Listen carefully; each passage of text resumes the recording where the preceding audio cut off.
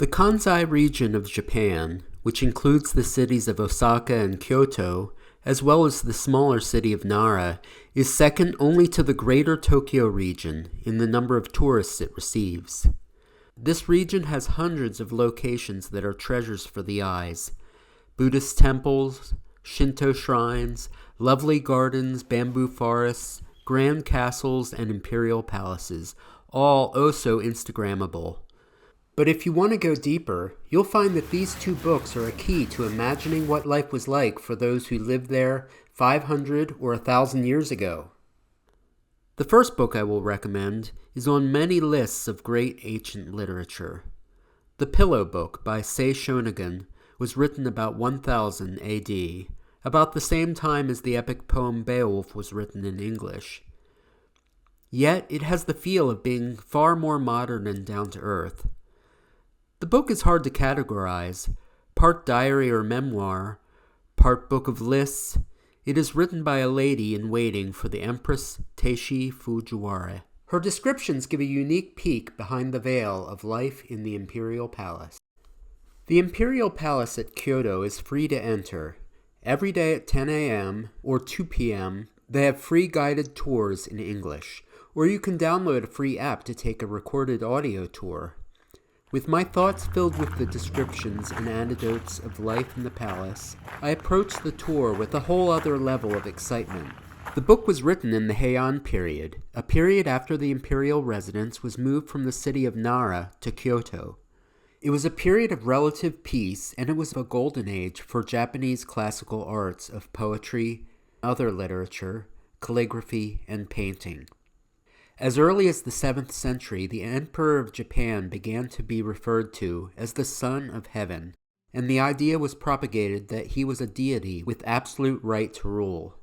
At some points in history, the emperor held actual authority, but more often he was a figurehead with only ceremonial power. In the decades surrounding the year 1000 AD, real power was held by the wealthy Fujiwara family. In the year 986, Emperor Ichijo ascended to the throne at age 6. Given his age, a regent from the Fujiwara family, Fujiwara Michitaka, was appointed to rule in his stead. 4 years later, when Emperor Ichijo was 10 years old, Michitaka used his influence to marry the young emperor to his daughter, Teishi, who was age 13, so 3 years older than the emperor. Michitaka would have known the importance of his daughter, Teishi, being proficient in the arts, and no art was more important than poetry. For this reason, 3 years after Teishi became empress, he appointed Sei Shonagon, a poet and daughter of a well-known poet, to be a lady-in-waiting and a kind of tutor to the empress.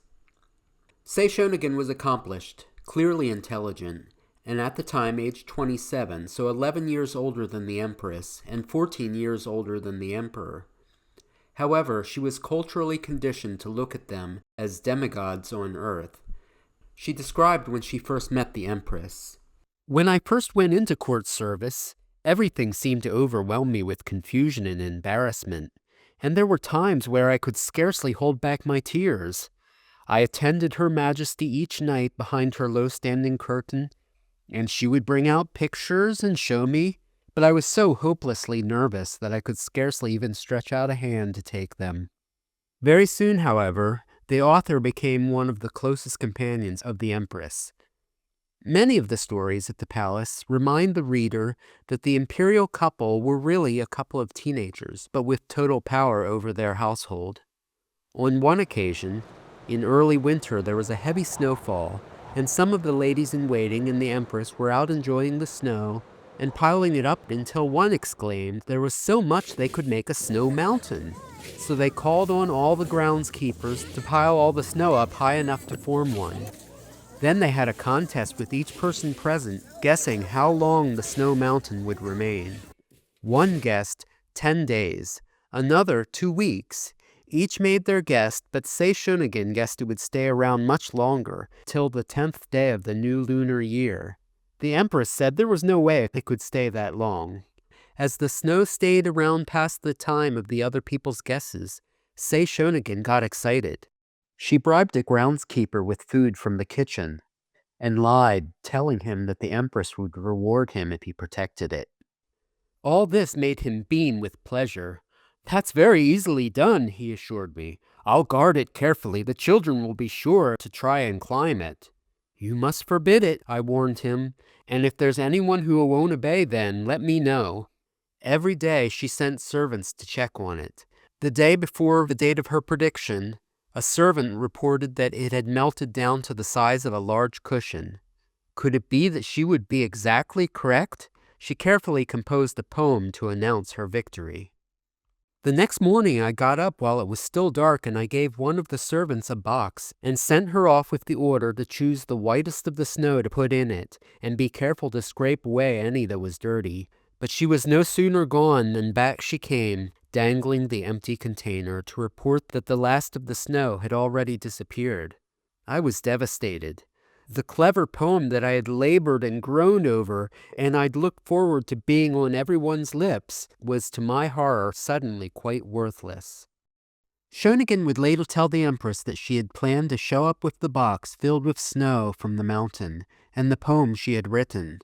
This made the Empress confess that she had sent servants the night before to get rid of the last of the snow and throw it over the wall of the palace, telling the gardener that if he told anyone, they would tear down his house. At this point, His Majesty arrived and said to me teasingly, "I've always believed you were a favorite of Her Majesty, but I must say this has made me wonder." This only served to depress me even more deeply, and by now I was close to tears. Oh dear, I moaned. "Life's so hard, and to think how overjoyed I was, too, about the snow that fell after we'd built the mountain." And then Her Majesty decided it shouldn't count and ordered it removed. Then His Majesty smiled and remarked, "I suppose she just didn't want to see you win." The ability to quickly write poetry with references to the current situation, to the natural world, and to classical Chinese and Japanese literature was seen as a way to prove one's intelligence and worthiness for political appointment, or one's suitability as a possible spouse. The whole basis of Sei Shonagon's appointment was her ability as a poet, so she acutely felt the pressure to perform. For this reason, in the Pillow Book, she keeps lists of places and things such as lakes, mountains, waterfalls, trees, and flowering plants. For the items she adds to the list, she often mentions poetic references or plays on words that she might use in future poems. For instance, in her list of ponds, she mentions Sarusawa Pond in the city of Nara. She references a legend. During the time when the imperial palace was in Nara, an uneme, or a young woman who was a servant of the emperor, attracted his attention, and he selected her as his consort. However, in time he lost interest in her, and the woman became so distraught that she threw herself into the pond to drown. Her ghost began to haunt the pond and would appear to passers-by. The emperor, hearing of her death, was moved, and on the banks of the pond composed a poem. "How I detest Sarusawa Pond. I wish its waters had dried up when my beloved, throwing herself in, was enveloped by the jewel-like seaweed." However, rather than quoting the emperor's poem, Sei Shonagon expresses admiration for a later poet who plays with the words of the former poem. "How sad it makes me to see the disheveled hair of my beloved, resembling so the jewel-like seaweed in Sarusawa Pond." Today, there is the Uneme Shrine in honor of the young woman, and the Uneme Festival, which is held every fall. In 2025, it will be held on October 5th. Some of the lists that Shonagon compiled were of situations that evoked certain kinds of feelings. In a list of people she envies, she mentions the Fushimi Inari Shrine, which today is famous for its thousands of torii gates. "You have an urge to go on a pilgrimage to the Inari Shrine, and as you're laboriously gasping your way up the steep mountainside to the middle shrine, you're filled with admiration to see others who've obviously started behind you go climbing straight up without the least effort. When you arrive, there they stand, already at their worship. Once, on a day of the shrine festival in the second month, I set off for the pilgrimage at sunrise. But hurry though I might, it was already mid-morning by the time I had reached the halfway point along the mountain path. It grew really quite hot as the morning drew on, and feeling by then thoroughly wretched, I paused for a while, tearfully wondering why on earth I had to choose such a hot day to come, when another day would have made it all so much easier. As I sat there, I overheard a woman of 40 or more, not even dressed in traveling wear, but simply with her robes tucked in, remarking to someone she'd met on the path as she descended. I'm performing 7 pilgrimage circuits. I've already completed 3, and it will be no trouble to do the remaining 4. I shall be off the mountain again by early afternoon. It is not surprising that Sei Shonagon was far outpaced on pilgrimages by women who were older than her. Much of her life was spent on the palace grounds, and when, with a group of court women, she did venture out to a Shinto shrine or a Buddhist temple for a religious festival, they would have been carried on the journey by palanquin. It is clear from her stories that what she knows of peasant life is from traveling through the countryside, catching glimpses through the screen of the palanquin on the way to a festival. Then there are traffic jams that occur when everyone is trying to leave at the same time at the end of a festival. She tells of pilgrimages to Buddhist temples that can still be visited today. She talks of spending the night with other pilgrims of all classes at Ishiyamadera Temple near the shore of Lake Biwa. She mentions visits to the temples in Nara, and then there are many references to visits to Kamo Shrine or interactions with the powerful priestess of Kamo Shrine. Throughout most of the book, she emphasizes things that delight her, but near the end, her tone grows more melancholy. For her benefactor, the regent Fujiwara no Michitaka, father of Empress Teishi, died suddenly, and his brother, Fujiwara no Michinaga, took his place as regent. Michinaga quickly worked to consolidate power by marrying his 12-year-old daughter, Shoshi, to the emperor, and having her declared a second empress. This unprecedented move was a humiliation to Empress Teishi, and greatly diminished her power and influence.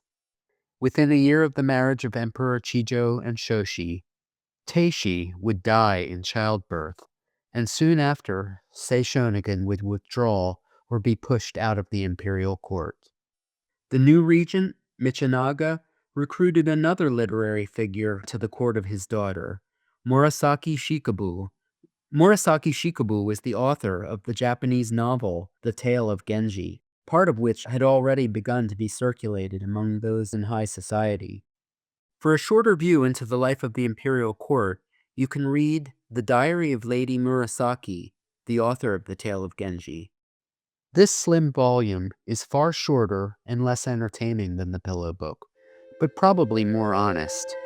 It also includes first-hand accounts of details such as what happens at the birth of a child of an emperor.